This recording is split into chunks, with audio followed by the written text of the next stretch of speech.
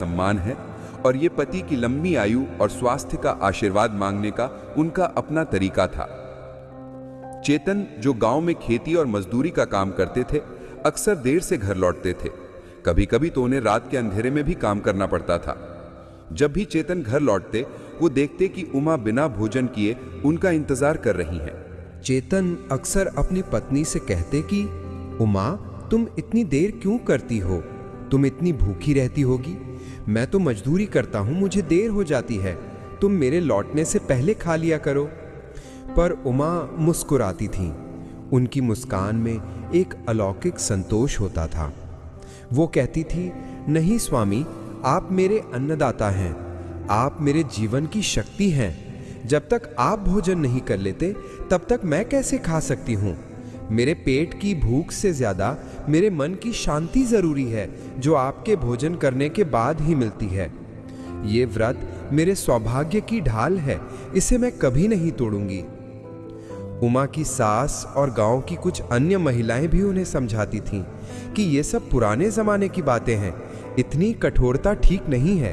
पर उमा किसी की नहीं सुनती थी। उनकी आस्था अटल थी। वो जानती थी कि उनका ये नियम उन्हें उनके आराध्य महादेव के और करीब ले जाता है। पर उमा की जिंदगी में एक बड़ा दुख था। वो था संतानहीनता। विवाह के कई वर्ष बीत चुके थे, पर उनकी गोद सूनी थी। ये बात उमा को अंदर ही अंदर बहुत कष्ट देती थी। वो हर रोज अपने शिव मंदिर में जाकर रोती थी, हे भोलेनाथ, मैंने अपने जीवन में कोई नियम नहीं तोड़ा। मैंने हमेशा अपने पति का सम्मान किया। मैंने आपकी पूजा में कोई कमी नहीं छोड़ी। फिर ये दुख मेरे जीवन में क्यों है? मुझे अपने पति के कुल को चलाने के लिए एक संतान का आशीर्वाद दीजिए। उमा की आंखों से बहने वाले आंसू उनकी भक्ति की शुद्धता का प्रमाण थे। मेरा नाम गौरव तिवारी है। अगर कोई यहाँ है तो सामने आओ।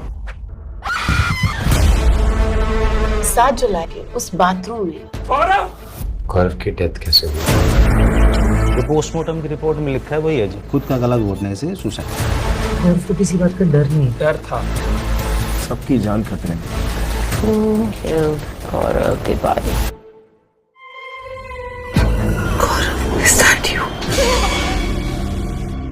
नया फंड देखा, कुछ बज़वर्ड सुन लिए और लगा ये भी ले लेता हूँ, थोड़ा और डाइवर्सिफाई हो जाएगा। जब पोर्टफोलियो में बहुत ज्यादा फंड्स हो जाते हैं, 10, 15 या 20।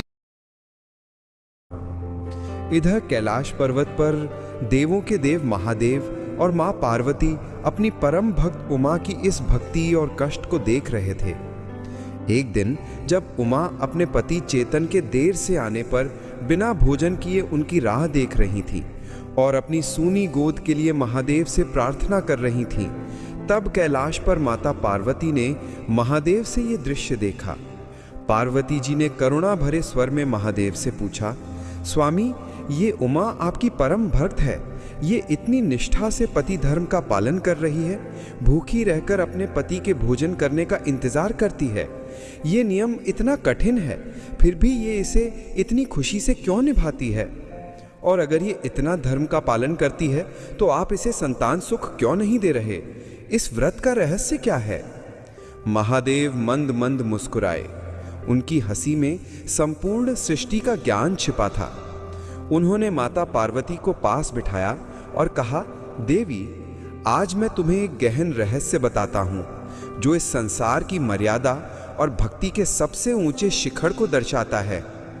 उमा का ये व्रत केवल पति के बाद भोजन करना नहीं है, बल्कि ये एक बहुत बड़ी शक्ति का स्रोत है।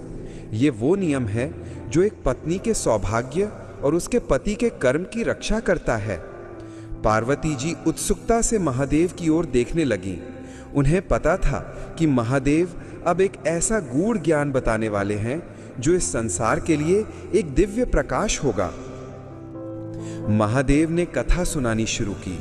उन्होंने बताया कि इस संसार में पति और पत्नी का संबंध केवल 2 व्यक्तियों का मिलन नहीं है, बल्कि ये 2 आत्माओं का पूर्ण समर्पण है।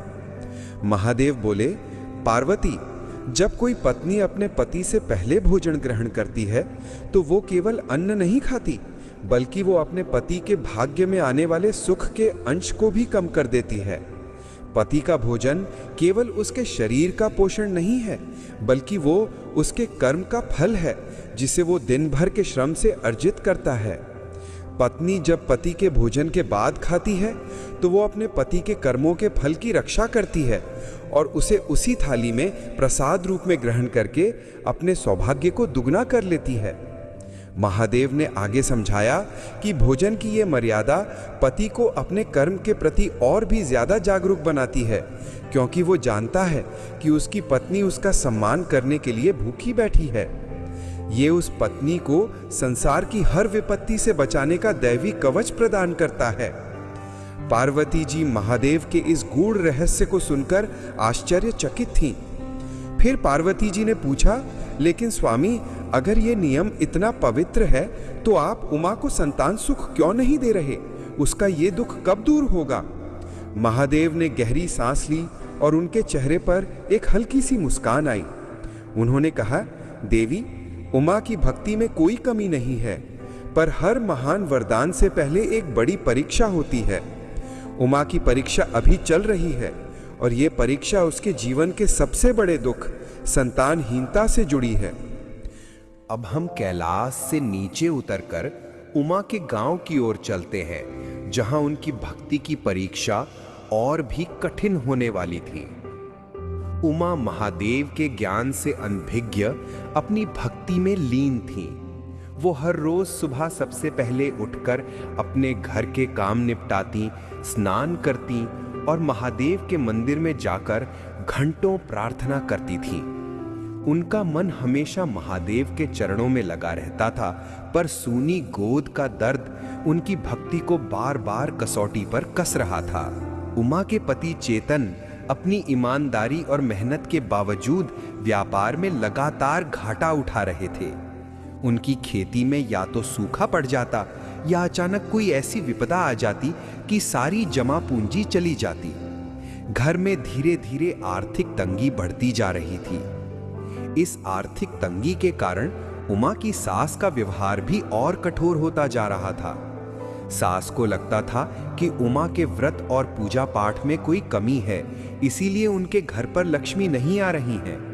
उमा, सास अक्सर कठोर स्वर में कहती थी, तुम भूखी रहकर ये कौन सा नियम निभा रही हो? क्या तुम्हारे व्रत से मेरे बेटे का भाग्य बदल जाएगा? देखो तो हमारा घर दिन प्रतिदिन गरीबी की ओर जा रहा है। अगर तुम्हारा व्रत इतना ही सच्चा है तो भगवान क्यों नहीं सुनते? उमा शांत रहती थी। वो जानती थी कि दुख की घड़ी में सास का हृदय भी अशांत है। वो मन ही मन महादेव से प्रार्थना करती थी कि वो उनकी सास को शांति प्रदान करें। इसी बीच गांव में उमा की दो ननंदें माधवी और रंजना, जो संपन्न घरों में ब्याही गई थी, अपने मायके आईं। माधवी और रंजना का स्वभाव उमा के स्वभाव से बिल्कुल विपरीत था। वो अपने वैभव का खूब दिखावा करती थी। जब ननंदों ने उमा की सादगी और घर की तंगी देखी तो उन्होंने उमा पर तानों की बौछार कर दी। भाभी उमा, माधवी ने व्यंग करते हुए कहा, तुम तो रोज इतनी बड़ी बड़ी बातें करती हो, इतना व्रत रखती हो कि पति के बाद ही भोजन करोगी, पर ये सब किस लिए? देखो तो तुम्हारे व्रत से तो भैया की कमाई कम होती जा रही है। हमारी भाभी बनो जो पति के आने से पहले ही अपने सुख के लिए सारा इंतजाम कर लेती हैं। रंजना ने भी हंसते हुए कहा, हाँ भाभी, ये कैसा व्रत है जो सूनी गोद का दुख भी नहीं मिटा सका? लगता है तुम्हारे व्रत में कोई दम नहीं है, या फिर महादेव ही तुमसे नाराज हैं। उमा को इन बातों से बहुत दुख होता था, पर वो फिर भी शांत रहती थीं। उन्हें पता था कि महादेव उनकी परीक्षा ले रहे हैं और इस परीक्षा में उन्हें धैर्य नहीं खोना है।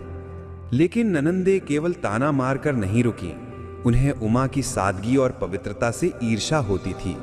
उन्होंने उमा की मर्यादा को तोड़ने का षड्यंत्र रचा। एक दिन जब चेतन रोज की तरह काम पर गए हुए थे और शाम को आने वाले थे, तब माधवी और रंजना ने उमा के लिए स्वादिष्ट पकवान बनाए। उन्होंने उमा को बार बार जोर देकर कहा कि वो भोजन कर लें। भाभी उमा, तुम इतनी कमजोर दिख रही हो, आज तो हम दोनों आई हैं, हमारे लिए ही खा लो। भैया आज रात देर से आएंगे, तुम भूखी क्यों रहोगी? माधवी ने मीठी बातें करते हुए कहा।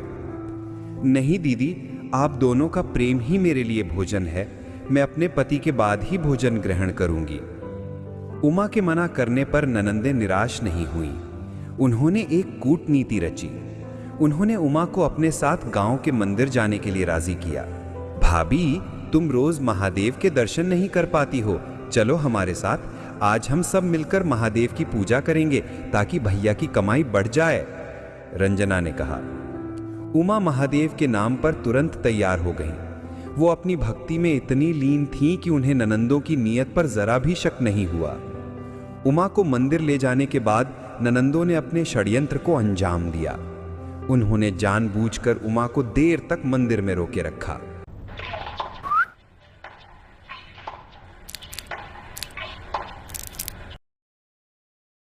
जैसे ही शाम ढलने लगी, माधवी ने तेजी से घर आकर उमा की थाली में पहले ही भोजन परोस दिया। उमा जब देर रात घर पहुंची तो वो बहुत भूखी थीं। उन्हें लगा कि ननंदों ने शायद उनके लिए ही भोजन बनाकर रखा होगा। उमा ने देखा कि रसोई में भोजन रखा है और ननंदे उन्हें घूर रही हैं। उमा ने हाथ मुंह धोया और जैसे ही वो थाली उठाने को हुई, तभी माधवी और रंजना जोर जोर से हंसने लगीं। अरे भाभी, भोजन रखा नहीं है, भोजन तो रखा था। हमने तो तुम्हें फंसाने के लिए थाली में जूठन छोड़ दी है। हमें पता था कि तुम अपनी भूख नहीं सह पाओगी और आज तुम पति से पहले भोजन कर लोगी, माधवी ने क्रूरता से कहा।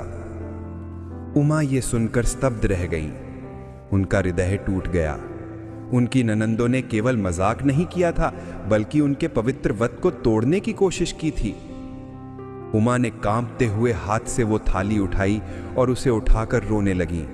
उन्होंने भोजन नहीं किया था, पर उनका अपमान किया गया था। वो जानती थीं कि ये सब उनके पतिव्रत धर्म की सबसे बड़ी अग्नि परीक्षा थी।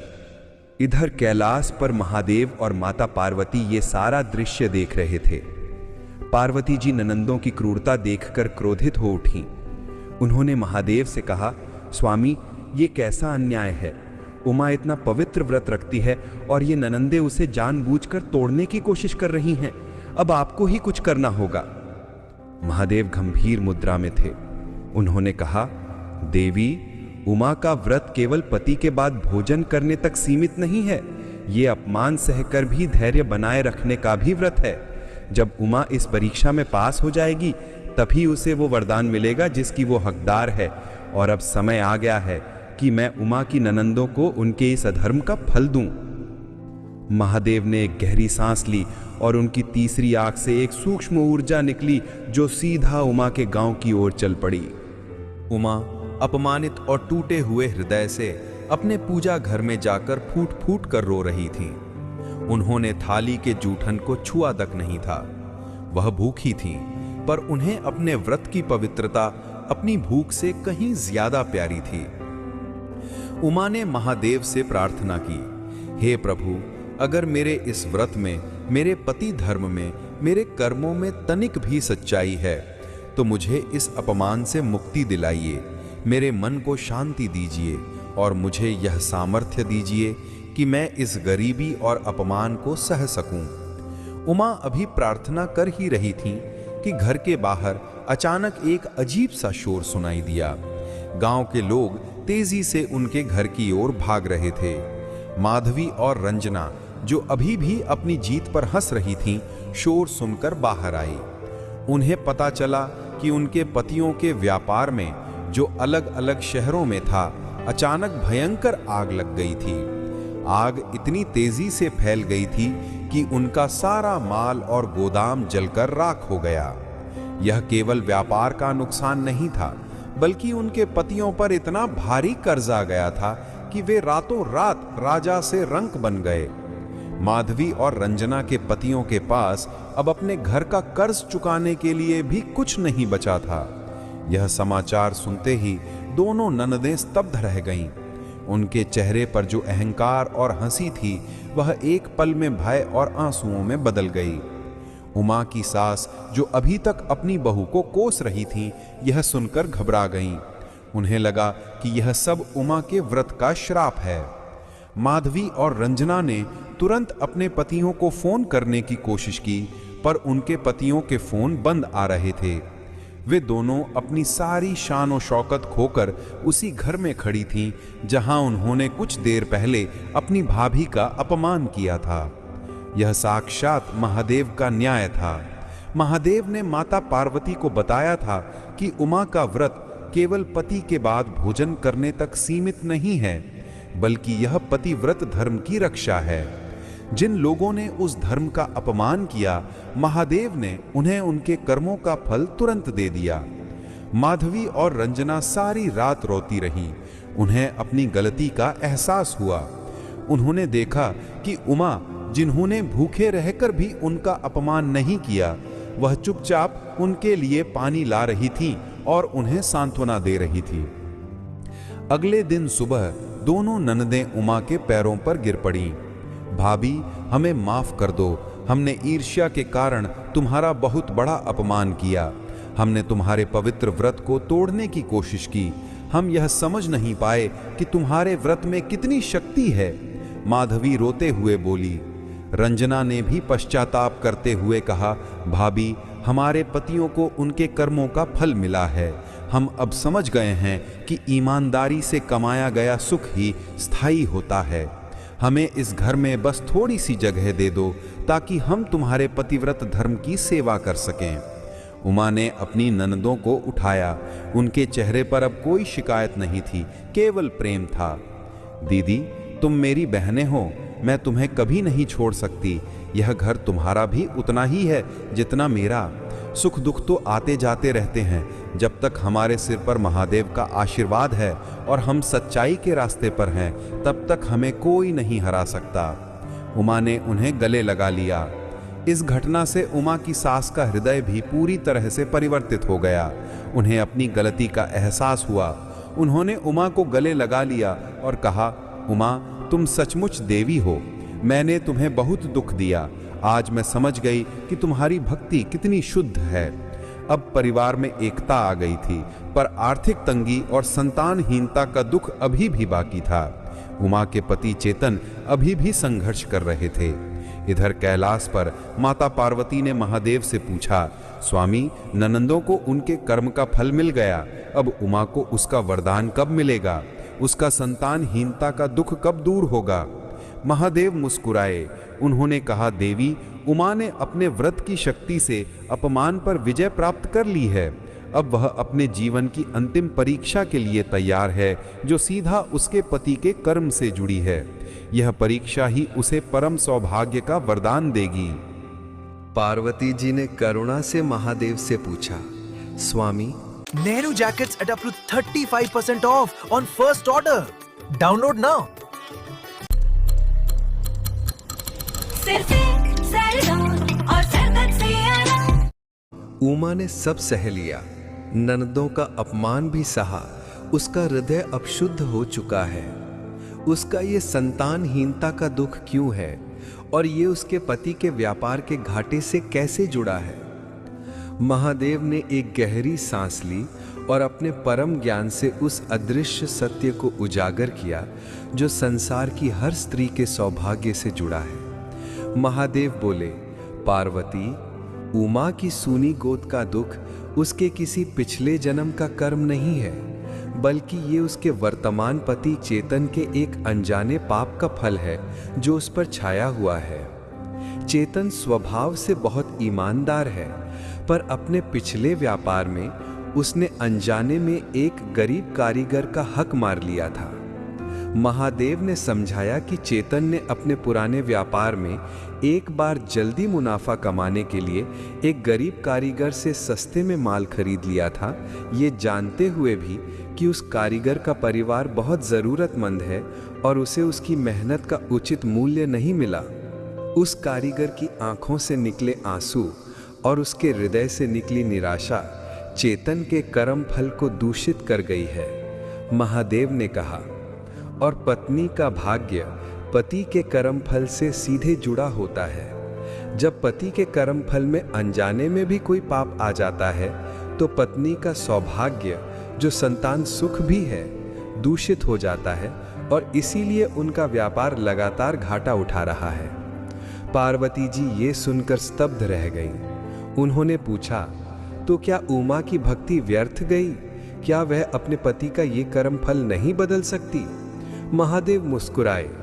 उन्होंने कहा, यहीं पर उमा के पतिव्रत व्रत की सबसे बड़ी शक्ति है। उमा का व्रत पति के बाद भोजन करना केवल अन्न जल का त्याग नहीं है, बल्कि ये अपने पति के सारे कर्म फल को बांटने और शुद्ध करने का एक मौन व्रत है। उमा अपने पति के भोजन के प्रसाद को ग्रहण करके चेतन के अच्छे कर्मों को बल दे रही है और अनजाने में हुए पाप के फल को कम कर रही है। महादेव ने आगे कहा, उमा के व्रत की तपस्या से अब वो समय आ गया है जब चेतन को अपने अनजाने पाप का प्रायश्चित करना होगा। अगर चेतन ईमानदारी से उस कारीगर का हक वापस लौटा देता है तो ना केवल उसका व्यापार सुधरेगा, बल्कि उमा का सौभाग्य भी शुद्ध हो जाएगा। महादेव ने माता पार्वती को यह भी बताया कि वे स्वयं इस परीक्षा में उमा की मदद करेंगे। इधर गांव में उमा और चेतन घोर निराशा में थे। ननदे माधवी और रंजना अपनी गलती सुधारने के लिए घर के काम में मदद कर रही थी, पर घर की आर्थिक स्थिति दिन प्रतिदिन बिगड़ती जा रही थी। एक रात चेतन गहरी चिंता में बैठे थे। उन्हें अपनी हार दिखाई दे रही थी। तभी उमा आकर उनके माथे पर हाथ रखा। स्वामी, इतनी चिंता क्यों करते हैं? जब तक हम सच्चाई के रास्ते पर हैं, महादेव हमारा साथ कभी नहीं छोड़ेंगे। चेतन ने निराशा से कहा, नहीं उमा, मेरा व्यापार घाटे में क्यों जा रहा है मुझे समझ नहीं आता। मैं इतनी मेहनत करता हूँ फिर भी सब कुछ नष्ट हो जाता है। मुझे लगता है मुझ पर किसी का श्राप है। उमा ने हिम्मत से कहा, स्वामी, श्राप नहीं, ये शायद किसी अनजाने पाप का फल होगा। आप याद कीजिए, क्या आपने कभी किसी जरूरतमंद का हक तो नहीं मारा? उमा के इन शब्दों ने चेतन के मन में अचानक विद्युत तरंग दौड़ा दी। उन्हें वर्षों पहले की एक घटना याद आई। उन्हें याद आया कि कैसे उन्होंने एक बार एक बहुत गरीब पर ईमानदार कारीगर से उसके बनाए गए सामान को बहुत कम दाम में खरीद लिया था, क्योंकि उन्हें तुरंत मुनाफा चाहिए था। कारीगर ने तब बड़ी मायूसी से कहा था कि इस दाम से उसके परिवार का पेट नहीं भर पाएगा। चेतन को तुरंत एहसास हुआ। उनकी आंखों से पश्चाताप के आंसू बहने लगे। उन्हें लगा ये वही अनजाना पाप है जिसने उनके जीवन को नरक बना दिया है। चेतन ने उसी रात अपने मन में संकल्प लिया कि वो किसी भी कीमत पर उस कारीगर को ढूंढेंगे और उसका सारा हक लौटा देंगे।